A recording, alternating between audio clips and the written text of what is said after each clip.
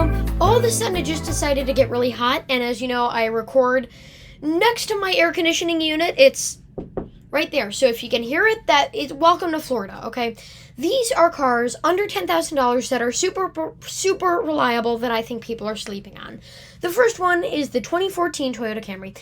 These may seem, right, like just a Camry, right? The Camry is probably the most well-known car around the world in terms of generations, trim levels, all the things like that. So why would this Camry be underrated? Because, like 2010 Camrys are kind of cool. They kind of hold up the backbone of, all of America, essentially. The 90s Camrys have they're known for reliability. The mid-thousands, they don't really have a reputation. Neither do these, and I think that these are such amazing vehicles. If you can find one for under $10,000, it's great. This is an SE. I've always loved the SE. Toyota can put work into something when they want to. You either love it or you hate it. I love the rims. I love the way they look. I especially love the Camry Atara in Australia. That was a very cool one. Very nice name. And, the more aggressive grille with the beak. The beak returned. And this, it looks like it looked like ChatGPT, right? ChatGPT would know that, sometimes that's there for, turbos and supercharging and crap. And they're like, well, symmetrical. Humans like symmetrical things, so just put it in the front. I mean, the design is a little bit strange to look at because the designs, the lines don't really match up. It looks better with a license plate. These cars are just great to drive. If you can find one for $10,000, dollars, you will drive this for the rest of your life. You can buy it brand new and drive it until you're old. The wheels are beautiful, right? A lot of people, when they feel like you're buying a Camry, you're compromising. No, 100%. This Camry is perfect. This has the leather with cloth interior. Toyota did this for a while. I think it's really annoying for one of two reasons. First of all, cloth has its advantages because the points that you feel really soft. And with leather, the points that you feel get really hot. Just temperature-wise, leather isn't good.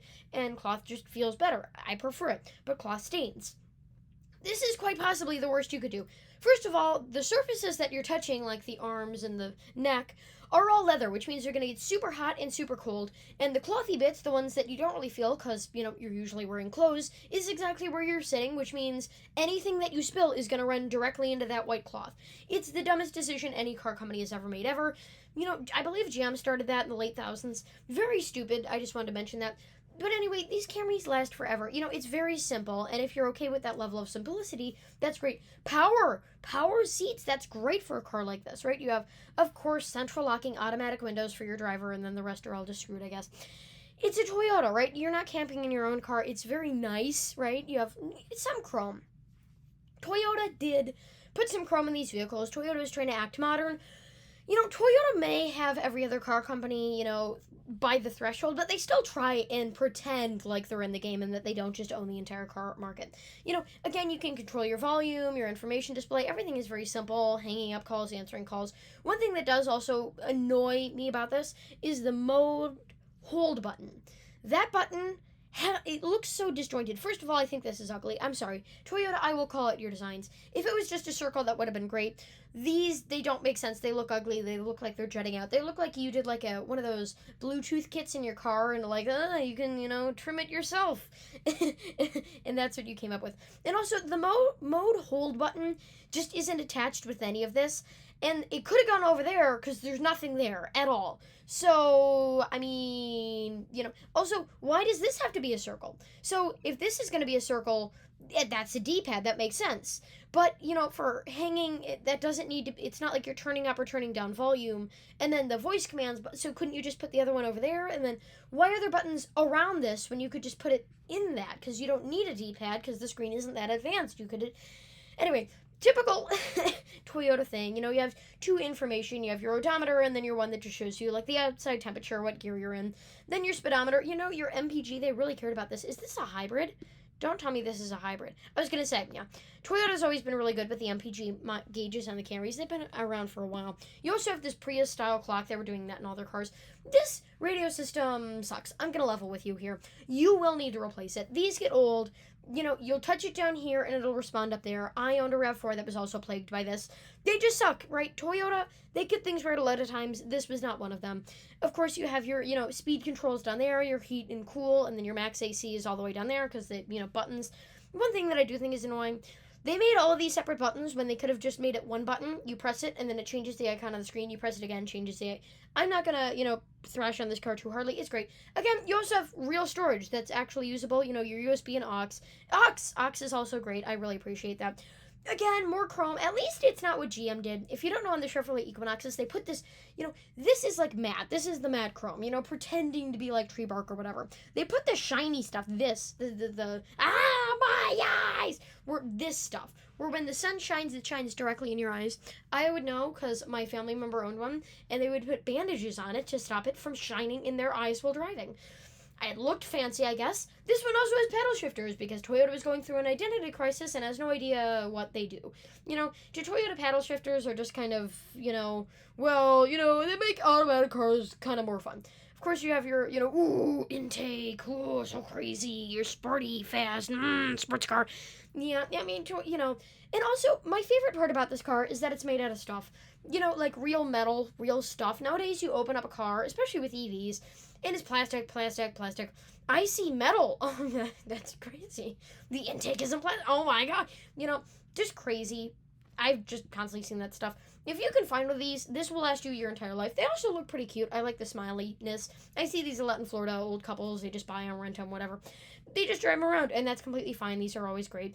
Again, the infotainment system sucks. Fog lights are nice, when raining. Pretty simple car. The next car that I think people are absolutely sleeping on is these Priuses. I cannot... Okay, I'm trying to explain how forward this is. This is a 2018. That is like a, what? Oh my god. 2018 six-year-old car? 6-year-old car. For $9,000. That's already great. Let alone a Prius. I don't think you get what a value proposition this is here. Right? You get gas mileage higher than any other car. Sure, the taillights look weird. Boo-hoo. But if you can get a 2018 for $10,000 with reasonable mileage that gets great gas mileage regularly, buy it. People are sleeping on these. A lot of people, like, if you bought, like, the other cars on this list, people would look at them and be like, oh, well, they probably want to save money. When you look at this, no, you can't tell at all. You probably think, it's fancy. It looks snazzy, it looks fancy. By the way, the EA app sucks. Origin was much better. It does this shit now. It constantly doesn't stop doing that. Every single 10 seconds or so, that stupid thing pops up, and it's usually up there. See? Every 10 seconds. I hate the EA app so much with such disdain. Origin was fine. Bring it back, EA. We hate you. You hate us. That's just how it works. EA is the only other company other than Apple who hates their consumers openly and outright. So yeah, like I said, these cars are just wonderful. Again, it looks modern, it looks stylish, and it is modern, and it is stylish. That's what's important, right? You have all your fancy Prius features, The worst part about this car is, like, the interior. It's like when you buy a window, like a ThinkPad. I just bought a ThinkPad. It's nice. Everything feels really nice. But the worst thing about it is Windows. And the worst thing about this laptop, this car's Windows, is the interior. I don't know what Toyota was smoking. This thing is absolutely nuts. There's lines, jaggedly, there's, like, indents in the door that don't match up with the thing. The interior is awful. Now, is it usable? 100%. Why is the shifter sticking out at a 90-degree angle? Nobody knows. These were awful interiors. They sucked, except for that bit that was actually really good and revolutionary. Yeah. Again, these cars are wonderful cars to drive. The interior is just hideous and not all that functional, right? You have your Prius-branded weird little thing. I never understood why they were so weird. Toyota was really leaning, I made an entire video about it. Essentially, before, the Prius had to be boring because it was representing all hybrids. When the Camry hybrid and all the other hybrids came out, the Prius got to be weird and got to be a Prius, like the inside, which is why this specific generation is so weird. The interior, another thing that bugs me, it's just so blocky. This just feels like, it looked different and then you just, like, stuck a foam piece on it. There's also this gigantic chunk. That's the only way I can describe chunk of plastic. The control, everything feels really nice. The plastic is really annoying. This stereo system does not have the same issues as the other one. Very, very nice. Your fan controls, remember, you just bump up and it bumps up the number, bumps down the number.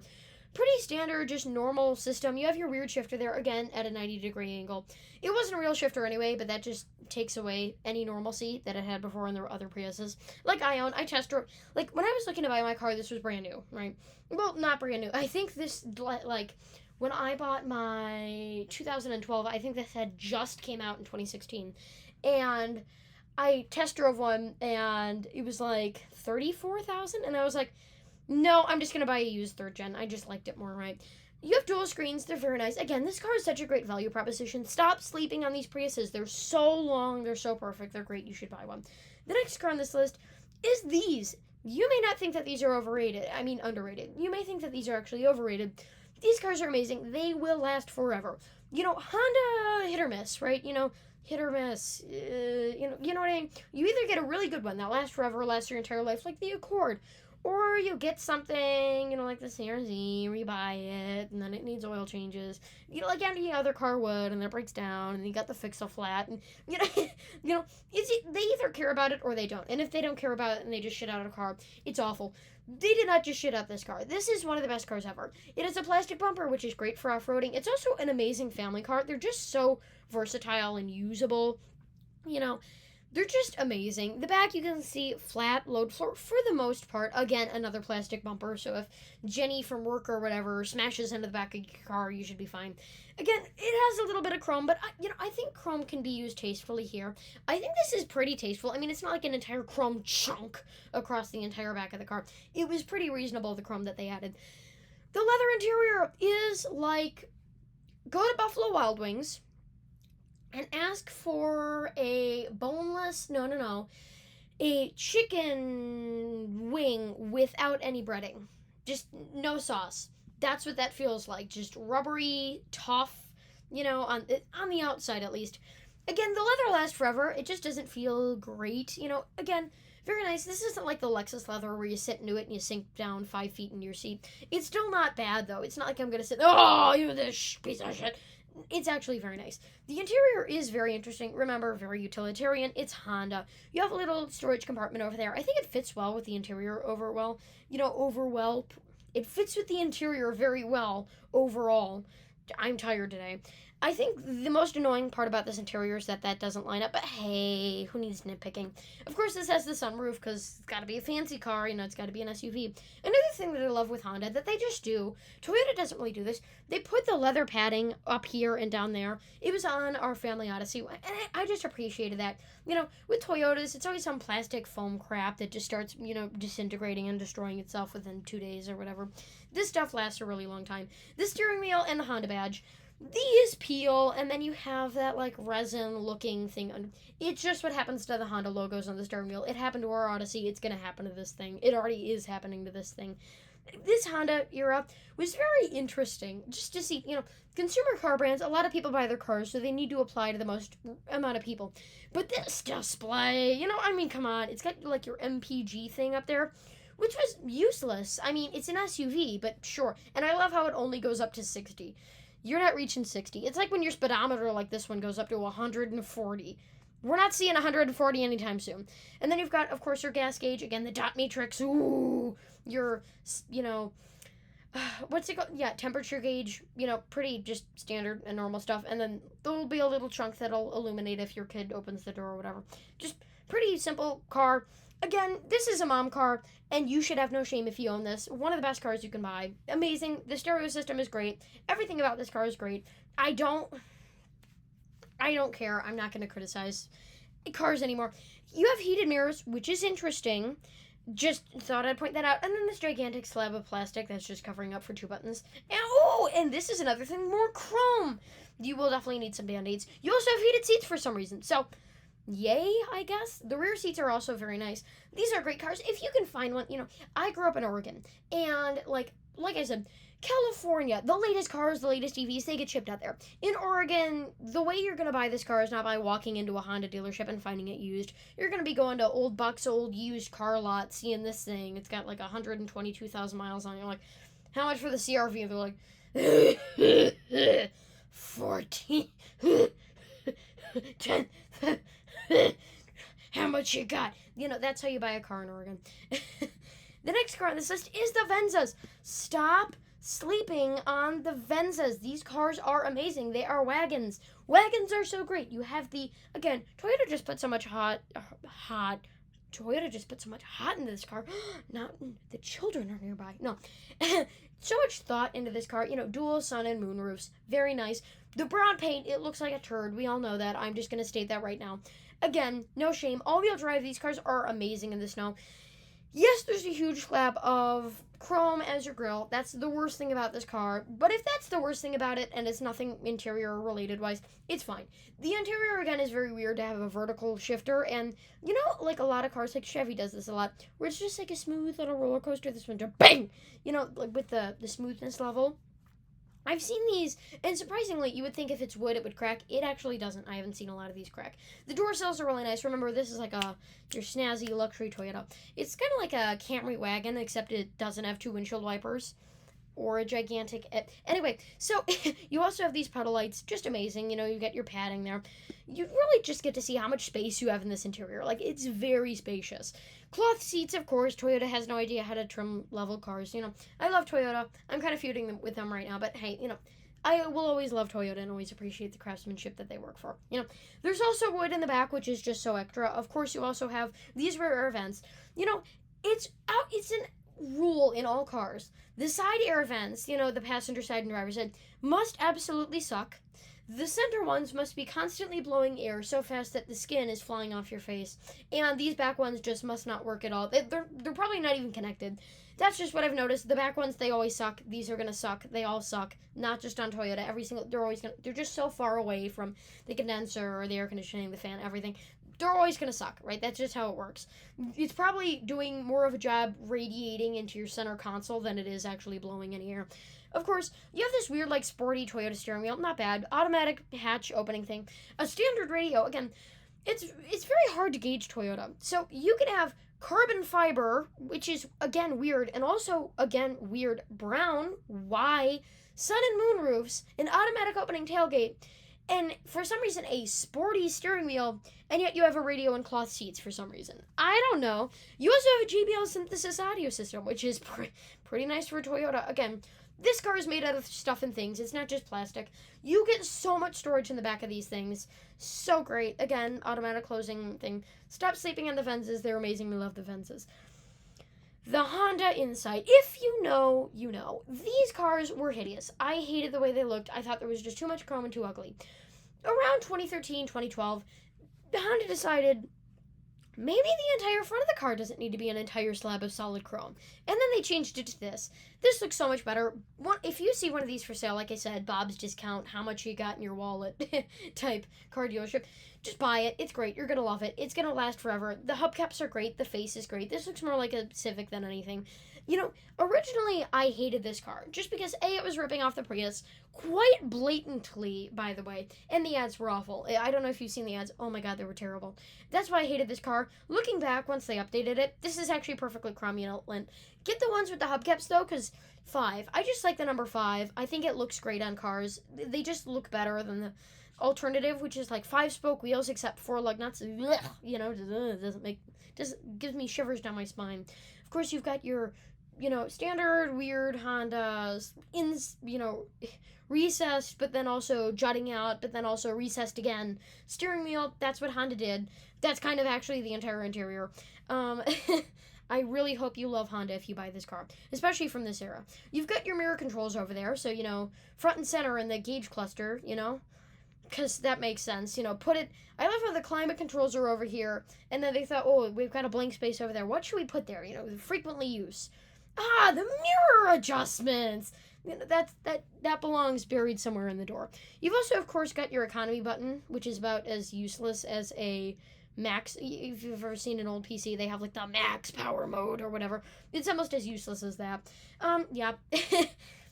Like I said, standard steering wheel. If you find one of these, again, these last forever. The IMA system may not be as great as the Toyota system. It works exceptionally well. You have your, of course, weird, octagon, but also round shape gauge cluster. That's kind of how Honda designed their interiors. It has to be a shape, and it has to fit X amount of things in it. Which is why you end up with your Prindle right there next to your rev meter, which is somehow in the front because you have your speedometer up there. One thing that I didn't get, why would they put all the extra plastic to make it a 2-tiered thing instead of just pointing that little LCD screen up against the windshield? Or just, maybe I'm crazy here. Making it the center gauge? I don't know. Maybe I'm just nuts. Again, very standard. Another thing that I don't get, these buttons are very small, and they're spaced out so far to where my grandmother could probably push them decently well. And there's also a gigantic screen up here for no reason. So, apparently that screen cannot share the same screen as the climate controls, and the climate controls are just shoved over here in this circle. There's also another circle up there, and it's carbon fiber. I really hope you love Honda's design. You've also got this normal shifter. It's more normal than, like, the weirder ones I've seen. Not bad. Again, your econ button. Standard, think of this as just like a hybrid Civic, which is essentially all it was. These were very great cars. If you can find one, they're going to be reliable. You're going to love it, yada, yada, yada. If you can find one of these, they're just great.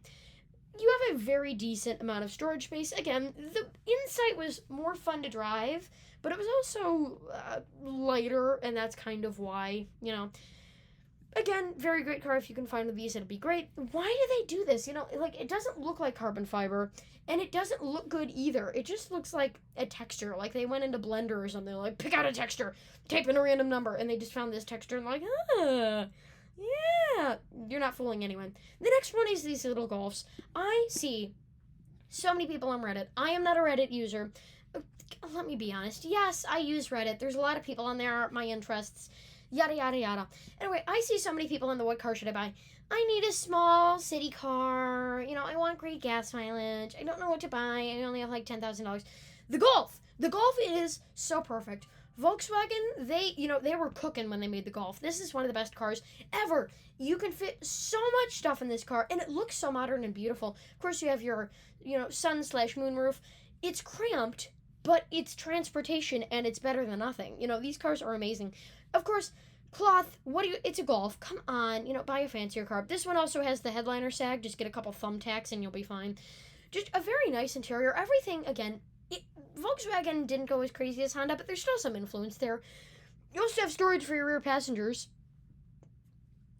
I guarantee, because this has happened in every single car I've had with one of these, one of your passengers puts something there, and it stays there. They never take it back, even when they sit in the back seat, and no one ever notices that it's there, and that compartment just stops existing. It now belongs to that one specific, whether it's sunglasses, a phone case, or a box or something. It's there, and you can't move it. If you move it, you're defying the laws of gravity, and you'll be instantly deleted like that. Again, it's very weird for them to take this kind of, approach, but I think it looks neat. It more reminds me of a truck than, a small little car, but hey, not bad. Again, these cars, they're just so reliable, especially the TDI versions. You also, of course, have this, which it's very weird. They put these on a lot of German cars. Is it so, I can't. Maybe it's so that you can, open it and get a breeze through it. Although there's cloth on the other side, so if it was, raining or... Anyway, the interior is very... I get on these long rambles. The interior is very nice. You have a little screen over there, dot matrix, what do you expect? And then your TDI diesel engine. Of course, it was part of Dieselgate. When someone does something bad, and yet you still love them for it because it's this is kind of bullshit, and I'm glad that That's me and Volkswagen with the thing. Emission standards are so crazy now, and yet they're moving into EVs, which aren't even good for the environment. Of course, you have an amazing screen. These screens are always good. They don't age, terribly or anything. These screens are very cromulent. You also have heated cloth seats, which is very interesting for the front. Again, your TDI with the blue eye. Golf. Just a great car. You need a city car. These are great. You get in an accident, you're going to be safe. Fog lights, they just look like modern, nice cars, and they are modern, nice cars. This car, it feels like cheating, right? If you can find one of these Tacomas, 2010 or later, this generation, buy it 100%. I know it looks right here, it looks like one of those thin trucks. You see them like the Maverick, that's just very bony and thin. Stand in one of these in real life, and you'll realize that hood is about as big as a Land Cruiser. You stand up there, and you're like, whoa, it's up to my head. These trucks are ginormous, and they are so great, especially with the long beds. Nowadays, we have show trucks, like the Hondas and all those things. Even though they are reliable, they're just not for putting a slab of bricks in and taking it to the construction or contractor job or whatever. This will get you done. One thing that I do love, everyone did the forehead trend. This thing would win, hands down. I just love Toyota's design language, just so great. Just so greatly awful and terrible. Sometimes they can do good things when they want to. This was not one of those times. The interior is orange, rugged, I guess, odometer. Again, these cars will rack up easily 400,000 miles, and you will never be able to tell the difference. The radio, again, is just kind of Toyota, just putting a radio, well, I mean, it plays music. Toyota, yes, or correct, in fact, yes, it does indeed play music. There's also what I believe had a switch on it, although I don't think the AC switch is over there, so is that like, I'm guessing that's air return, that makes the most sense. You have your shifter, standard jigsaw shifter, Toyota. Very nice car, these will last forever. Like I said, if you buy one, it's gonna last forever. You also have these seats, kind of, but not really. Essentially, what's a good way of explaining this? You know those rear-facing seats in the Model X? This is the equivalent to that. It wouldn't be want to sit in those seats. It's not bad. It's just, weird how they just kind of put seats in there anyway. They're very uncomfortable, but they're seats. Your engine is also just made out of stuff. These are very reliable cars. They will never die. This car will never fail you. Every single time you turn the key, it will start. Believe me, I know. Yes, there is rust. Tacoma's rust. I'm sorry. Tacomas are like the perfect truck, except they rust like hell. The next car is the Matrix. There's one... I wanted to love the Matrix, and yet I couldn't, because that awful body kit. Have you ever seen the gigantic grills in the front with the stupid, body kit that lowers the... This one looks so much better, just nice, and looks so much more reserved. I love this little shape there. Toyota can build cars when they want to. These wheels, they're perfect. The wheels fit the car perfectly. The back, the Matrix S. I also love the tiny little window there. Absolutely necessary, and it's also, facing, it's not facing the side of the car. It's, facing the cars. I don't know if they were trying to improve a blind spot or something. It maybe worked. I don't know. I've actually never driven one of these. They're very good cars. They're super reliable. If you just buy one of these, they'll last forever. These are just Toyota Corollas with nicer wheels. I just love the wheels from this one. If I could put the wheels on this like a Prius, that'd be great. I love the interior. The interior is good. I'll talk about the worst part about the interior in a second. But an interesting part about the interior is it gives you a lot more cargo space than this car would lead you on to believe it has. It also has those wonderful Toyota Corolla door handles. They're so weird and foreign, yet I want them, and they look super cool. It's one of those retro things that Toyota did that actually looks good. I also think the leather, some car companies, Toyota actually did put leather here this time. A lot of those other car companies, they just glue the leather on. This Toyota leather glue seems to be what needs to hold my life together. Because let me tell you, look at that. That's impeccable. Wait, is that plastic? That might be plastic. I was going to say, for leather, that's suspiciously good. Because I've noticed this in other... yeah, I noticed. On my Odyssey, it would sag. The cloth, leather, whatever upholstery is on the door, it always sags. It always just does. And I was going to say, for this specific car, whatever glue they use there needs to hold my life together. Because it is, nope, that's a piece of plastic. That makes more sense. This is the worst part. This gigantic slab of chrome. You've got your climate controls there. Oh my god, what were they thinking? I don't want this to sound insensitive, but the radio looks like it's albino for some reason. Look at the radio. We've seen this radio in other cars. It just doesn't look right. With the white and gray rather than the black on black. The steering wheel, it's very sporty, even though this isn't a very sporty car. It's a Matrix, it's a Corolla. You've got your automatic shifter. Again, very nice car, neat cars. Another thing that I find, again, just another more Toyota weirdness, is the 2-inch, visors. There's some things that happen in cars where, it looks fine because all the other car companies are doing it. And then when you don't compare it to other cars, you're like, what is that supposed to be for? That's this, what is it, a sun visor? You already have this, and it's not like it's sporty. It's an automatic transmission Matrix. My Prius is probably faster than this car. And I'm fine with that, right? The next car on this list is these ESs. Why would I put an ES on this list, right? These possibly can't be underrated. Yes, they are. Whenever anyone goes to buy a used Lexus, they always want the LS, right? It's got to be the LS. LS or no deal. Deal or no deal, got to be the LS, no deal. These ESs are just as nice, and you can buy them for under $10,000, which is great. I think okay, I love the LS, but I'm not a big SUV person, and these smaller ESs just appeal to me. I probably should have mentioned this. This era of Toyota Corolla is very bad, the frontal overlap crash test, medium bad. Goes for the ESs. This is a 2010, so you're safe. This is the previous generation. Again, that Lexus leather, that Lexus luxury, and this weird shape. These cars are great. They will last forever. There's not, like, all the other cars on this list, they need an introduction. Aside from maybe the Corolla Matrix and the Camry. They all need me to explain why they're good. With this car, what I'm going to do is I'm just going to be silent and flip through the pictures. Because you already know why it's good.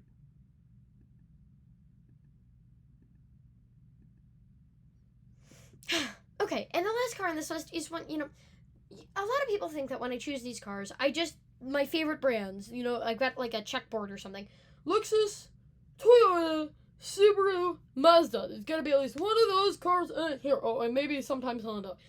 But no, these cars are actually genuinely good, which is how the Kazashi got in here. Kashi? I'm sorry, Suzuki. I will never be able to pronounce this sedan. This is one of the best cars ever. This is not a rebadge. I always thought it was a rebadge. It is in fact not. These cars are so luxurious. They're so sporty and beautiful. Suzuki they chef's kissed. They really worked hard on this vehicle. The interior is not weird. Suzuki interiors were always weird to me. Like the double scroll wheel thing. I always thought that looked ugly. This interior, it actually looks pretty nice. The radio looks nice. Oh, you have a number pad for some reason, in case you need it. Funny enough, the number pad only goes up to 6. I'm guessing those are radio presets. And I was going to say, that makes a lot more sense than being like a calculator or something. For a phone. I'm so out of it today. For a calculator. Dual zone climate control shoved into this tiny little screen here. Oh, hi, Jim. What car does he drive? What car does Jim drive? How's that Acura TL? Is it good? How's the family? How's Beth? Oh, she's good. Nice to know. Anyway, you've got the temperature over there, blank switches. These cars are just great. They're always going to be reliable. They're always going to be amazing. Suzuki, they can do great things when they want to. This is definitely an example of them going above and beyond. I've always loved this car. I will always love this car because it's just so nice and perfect. The wheels are great. Everything about this car is great. These are super reliable. So if you happen to come across one of these, which is very rare, buy it. So with that, thank you for watching. Don't forget to comment, like, and subscribe. I know this video feel like it took forever. That's because I did 10 cards instead of 5. Not doing that again. Anyway, thank you for watching. Don't forget to comment, like, and subscribe. And I hope you subscribe for more of my ramblings, because I do a lot of rambling.